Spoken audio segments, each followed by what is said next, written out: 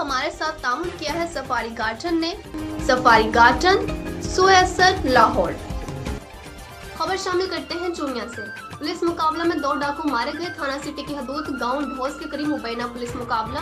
दौरान पुलिस मुकाबला 2 डाकू इशफाक और गुलाम रसूल हलाक, दोनों डाकू शहीद कांस्टेबल सगीराबाद के मुकदमे में गिरफ्तार थे। कांस्टेबल को दौरान डकैती कत्ल किया था। पुलिस दोनों डाकू को बरामदगी के लिए लेकर जा रही थी कि ढोस के करीब डाकुओं के साथियों ने पुलिस पर हमला कर दिया। दोनों डाकू पुलिस के पास रिमांड पर थे। दोनों ने शहीद कांस्टेबल सगीराबाद के कत्ल का इतराफ भी किया था।